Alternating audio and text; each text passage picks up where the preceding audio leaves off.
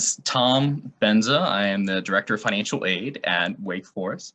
I've been in the aid office now for about 16 years, started as a counselor and progressed to director, which I started this past year. So today I'm just going to go over what I have as a quick top 10 things I feel you need to know about financial aid at Wake Forest. I'm going to share my screen here. We'll go through this presentation quickly, and then any questions you have, we will go over those questions at the end. So sharing screen now. Get a thumbs up from you, Ben, if you can see that. Thanks to John. Arun? Got it. Excellent. All right. So first thing I want to point out is our email address for the financial aid office. It may be inappropriate to ask a very personal, specific family question in a webinar of 34 or 5 other people. Please feel free to email any questions that you have about financial aid at Wake Forest to finaid@wfu.edu.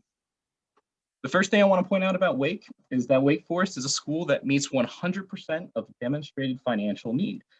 Financial need, as we just learned in our last presentation, is a very specific definition, and we're going to go over that here in a minute. So Wake meets demonstrated need with a combination of grants, scholarships, the federal work-study program, and we include one direct federal subsidized loan in the financial aid package. As Wake commits the vast majority of our resources to need-based grants and scholarships, merit-based aid is hyper competitive. Less than 3% of our first-year students receive a merit-based scholarship, and our admissions application is our merit-based scholarship application. So just by applying to Wake Forest, you're in the running for 99.3% of all merit-based aid. There are a couple scholarships that require a portfolio or a letter of recommendation that have a separate application. Other than those, there's now 3 of them out there. Everything is just through the main admissions application. You should know that deadlines are, let's progress this slide, deadlines are essential. FAFSA and Profile become available October 1. So for students entering in the fall of 21, this upcoming fall semester, the applications became available last October. And students should be thinking of the financial aid and the admissions application process as a parallel process.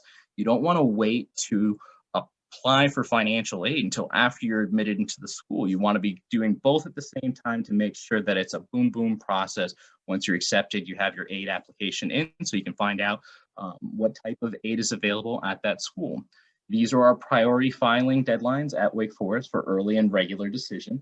If you do not meet these deadlines, that's okay. We can still accept applications, but money is awarded on a first come, first serve basis. So make sure that you complete the applications in a timely fashion. Whichever school you're looking at, you should be checking out the financial aid homepage at those schools to see the application requirements and the deadlines. Oh, and at a lot of schools, it's very important. In the admissions application, it will ask, do you wish to be considered for need-based financial aid? Because Wake is a school that is need aware. So we need to know for budgeting our institutional need-based aid dollars, whether or not students will be applying for need-based financial aid. We did an excellent job breaking down the 2 types of financial aid applications. Wake also uses 2. The FAFSA, the free application for federal student aid, determines any federal aid eligibility.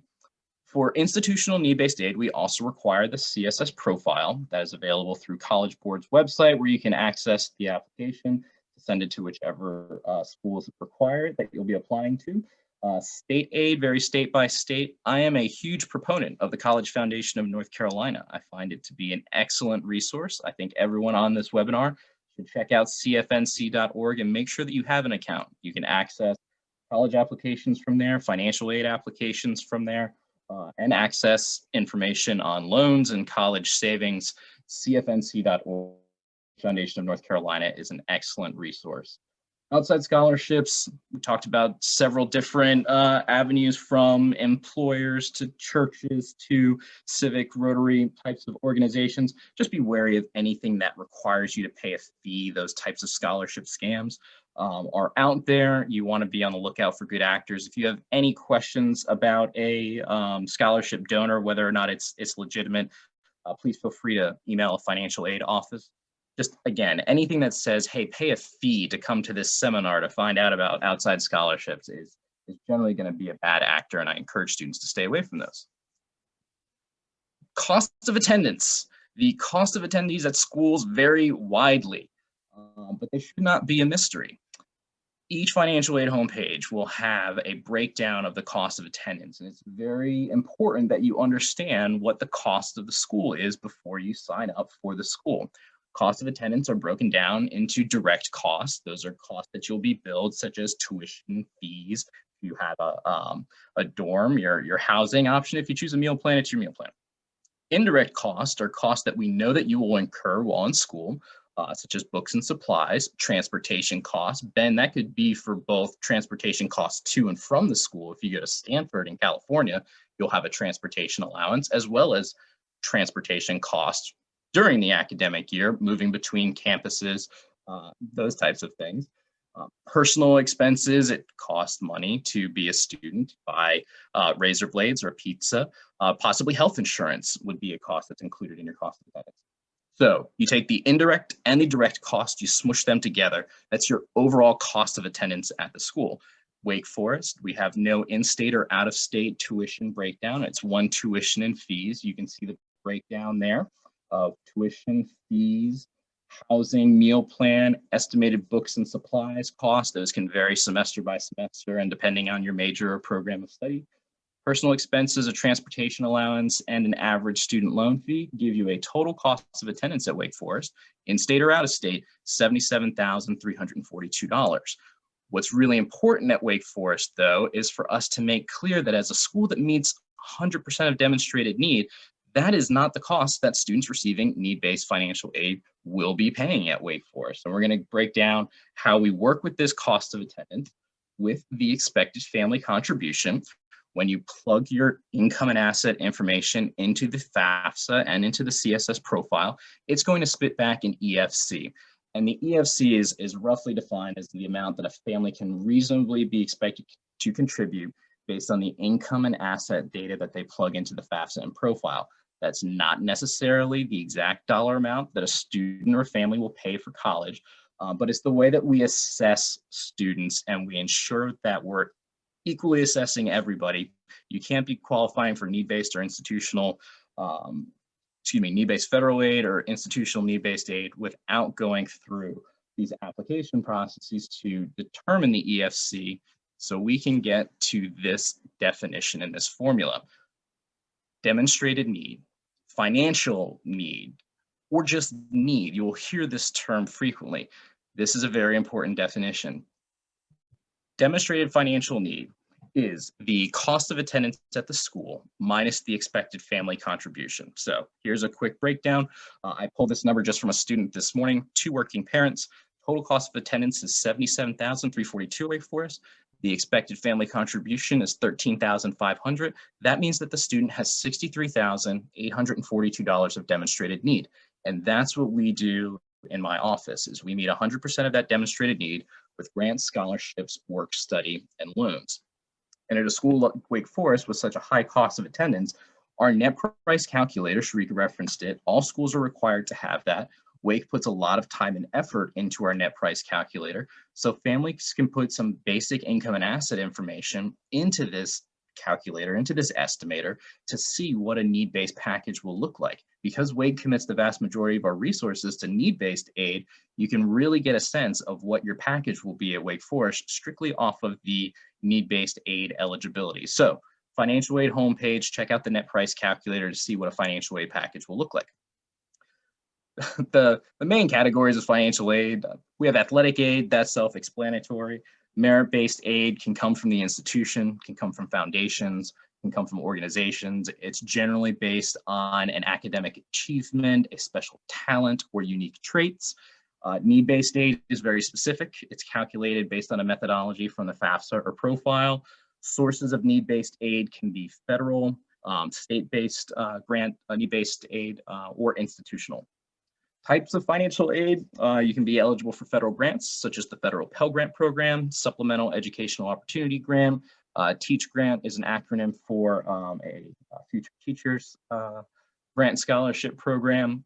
There's federal direct student loans, which can be subsidized, where the interest is paid while you're in school by the federal government, or unsubsidized, which means the interest is ticking while you're in school. There's federal work study program, great way to get an opportunity to work with a professor, possibly doing some sort of research project. Work study is not money that comes off of your bill. You may see a work study eligibility. Sharika referenced up to $3,000 at Chapel Hill. At Wake Forest, our max eligibility is around $2,000 to $2,500, depending on the student's position. That's money that the student works towards throughout the academic year, putting hours into the payroll system, receiving a paycheck every couple weeks, not to exceed whatever that maximum eligibility is. A lot of students think, ooh, I've got $2,000 of work study that's going to reduce my tuition by $10,000, or excuse me, by $2,000. That's not the case. That's money that the student will work and earn throughout the academic year that goes towards those components within the cost of attendance. Institutional grants and scholarships. There's external outside scholarships. There's also private educational loans. Again, we want to limit those loans as much as possible. We always look at our federal loan programs first before tapping into the private educational loans, just to make sure that we're utilizing all federal loan subsidies before looking at private educational loans where the interest is going to be ticking immediately. I want to hit on the aid notification letter, because once you are accepted to the school and you've completed your financial aid applications, each school is going to give you a breakdown of their aid package, and they're probably all going to look slightly different. So here's the things that you need to compare and look at and think about, and the questions that you need to ask when reviewing the aid notification letter. First thing, what's the cost of attendance at the school? What's the total amount of aid that's being offered this academic year? What's the type of aid? What's the breakdown of gift aid, grants, and scholarships that you don't need to repeat, that don't need to be repaid, versus self-help, like federal work study eligibility or loans? And if loans are being included in the package, what's the interest rate of these loans? Are they subsidized, unsubsidized? When do I have to begin repaying these? It's also important to ask, when the grants and scholarships are being included in your package, are they renewable? Are there terms and conditions for renewing, such as, do I have to maintain a certain GPA? Or do I have to maintain full-time enrollment? Or is this a journalism scholarship that's tied to me maintaining a journalism major? Understand these questions before jumping in. Most schools are going to want to set up aid packages that are renewable each academic year. Some schools will set up an aid package that's just 1 year only. Read the fine print of the aid notification from the school to find that out. Is work study realistic? Some schools may offer very large amounts of work study, but again, your students first. You should be working on your first. Work study is generally light work. We have a couple work study students in the financial aid office doing light filing and administrative work while also being able to study. There's also work study positions, like I said, that are working with professors doing research opportunities. So it can really vary position by position what you're interested in. At Wake, you submit a preference form over the summer, and then we place you in those positions in the fall. It's important to question whether the aid will change from year to year. And it's also important to ask the school what happens to my aid package if the cost at the school goes up every year. If you're increasing tuition every year, will my aid go up? Using that most basic formula at Wake Forest, as we talked about, the cost of attendance at the school minus the expected family contribution gives you that demonstrated need, and we meet 100% of that demonstrated need. If your income and asset information is staying the same, and we use that 13,500 figure, and our costs are going up and up, and it's $80,000, well, your contribution has stayed the same, our cost has gone up. That means your eligibility for need-based grants and scholarships will go up in subsequent years. Sharika did a good job hitting on special circumstances, the big 3/4. One, change of employment or income. We have high unreimbursed medical expenses that the family's dealing with, recent divorce or separation of the parents, or possibly death of a parent, or just a general, unique family situation that it does not fit neatly into the FAFSA data.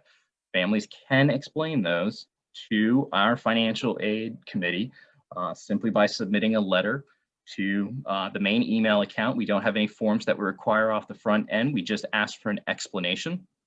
Once the student explains their circumstances, the financial aid committee reviews. Just be prepared to document these changes. because the committee will follow up with you asking for some additional probably information and documentation anytime we're changing data elements on your behalf because of loss of employment or divorce, separation of parents. We're changing your FAFSA and profile data. We need to have the documentation on hand. So expect the financial aid office to be following up, to be asking for copious amounts of documentation, because we're on the line with the federal auditors. When they come back behind and say, why did you make this change? We need to have the documentation to verify that. So that is my quick presentation. I'm happy to stick around for a little while longer for some general questions.